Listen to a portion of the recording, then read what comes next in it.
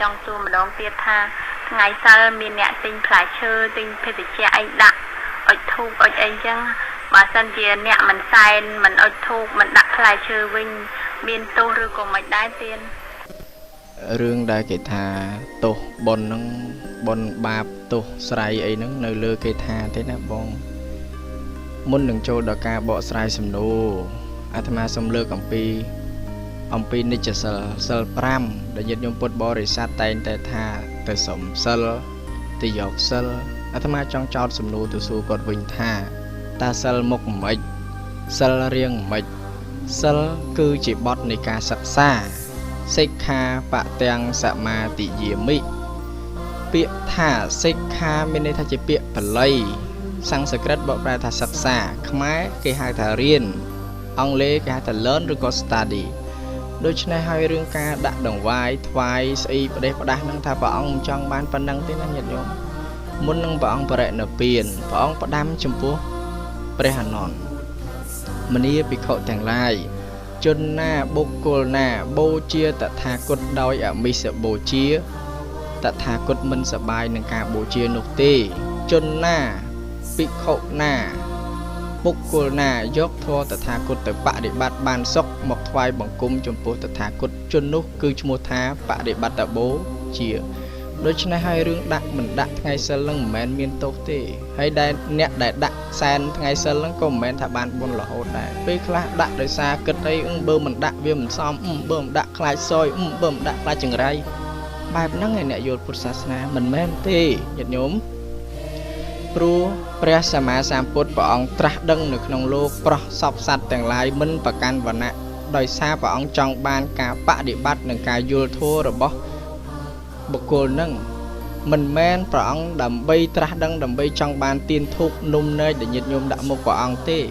ទាំងអស់នេះត្រឹមតែជាអមិសបោជាមើលសម័យព្រះសម្មាសម្ពុទ្ធមានថ្ងៃសិលទេមានថ្ងៃសមាទានសិលទេញាតិញោមមើលការព្រះអង្គត្រាស់ដឹងដំបូងអត់មានទេដោយសារអីសិលនឹងគឺជាបទនៃការសិក្សាថ្ងៃសិលគ្រាន់តែជាថ្ងៃកំណត់ចិត្តយើងតែប៉ុណ្ណោះឯងណាថ្ងៃសិលគ្រាន់តែជាថ្ងៃដែលយើងកំណត់ចិត្ត សម្អាតចិត្តឬក៏យើងត្រូវបដិបត្តិធម៌យ៉ាងណាមិនមែនតែសុំទេបើសុំសិលបានញាតិញោមបើសុំសិលបានញាតិញោមឡើងឋានសួគ៌ឲ្យអញ្ចឹងដូច្នេះឯងគឺថាអ្នកដែលសមាទានសិលក៏មិនប្រកាសថាបានឡើងឋានសួគ៌អ្នកមិនសមាទានសិលក៏មិនប្រកាសថាមិនបានឡើងឋានសួគ៌ដែរសំខាន់ទង្វើនៃការធ្វើ បើសិនជាសមានទានសិលមួយថ្ងៃ 4-5 ដងតែការប្រព្រឹត្តនៅមានទោសៈមោហៈលោភៈចំណែននិន្ទាអ្នកដតីតែអាចឡើងឋានសួគ៌បានទេតើអាចឡើងទៅកាន់តៅវតឹងបានទេតើអាចសម្រេចធម៌បានទេថាមិនអាចទេអ្នកដែលមិនសមាទានសិលក៏ប៉ុន្តែ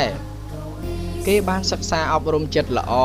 គេមិនចំណែនគេមានព្រមវិហារធម៌ក៏ប៉ុន្តែគេអត់មានពេលវេលាក្នុងឱកាសទៅវត្តទៅសមាទានសិលតែគេបាបទេ តែគេធ្លាក់នរកទេថាមិនមែនទេដូច្នេះព្រះនៅឯណាព្រះមិនមែននៅវត្តមិនមែននៅលើភិក្ខុសាមណេរឡើយគឺនៅក្នុងចិត្តរបស់ញាតិញោមសូម្បីតែញាតិញោមទៅនៅព្រៃក៏ដោយទៅនៅឯណាក៏ដោយញាតិញោមមិនមានរូបបដិមាព្រះសម្មាសម្ពុទ្ធក៏ដោយតែចិត្តញាតិញោមលំអោនចំពោះធម៌ព្រះអង្គលំអោនគោរពចំពោះព្រះសម្មាសម្ពុទ្ធនោះឯងគឺជាចិត្តដែលកុសល រឿងគេថាទោសអ្នកដែលថាទោសអាត្មាឲ្យ0អ្នកដែលថាបុណ្យក៏អាត្មាឲ្យ0ដែរមានអីដែលថាយើងអាចកំណត់ថាជាទោសឥឡូវឧទាហរណ៍ថ្ងៃសិលយើងមិនដាក់នំមិនដាក់បន្លែមិនដាក់បង្អែមផ្លែឈើមុខព្រះអង្គបានទោសមែនទេថាមិនមែនទេអាបានទោសនោះគេអ្នកថាទេតើអ្វីដែលសំខាន់សួរថាយើងគ្រប់គ្រងចិត្តយើងបានល្អទេយើងយកធម៌ព្រះអង្គមកដាក់ក្នុងខ្លួនទេដូចញាតិញោមទៅពេទ្យឧទាហរណ៍ថាញាតិញោមទៅពេទ្យតើញាតិញោមហាក់ បីដូចជាទៅសុំពេទ្យជាមែនទេអូលីដូចញាតិញោមទៅពេទ្យចឹងទៅដល់នោះសុំពេទ្យជាមែនទេថាមិនមែនទេទៅសុំពេទ្យដើម្បីឲ្យពេទ្យមើលជំងឺរបស់ខ្លួនឯងពេទ្យផ្សំថ្នាំមកគឺត្រូវជំងឺរបស់ញាតិញោមដូច្នេះឯងបើសិនជាញាតិញោមទៅសុំពេទ្យជាពេទ្យឯណាឲ្យញាតិញោមជាទូយ៉ាងព្រះសម្មាសម្ពុទ្ធដូចជាវិជ្ជបណ្ឌិតដ៏ខ្លាំងពូកែនៅក្នុងសកលលោកព្រះអង្គ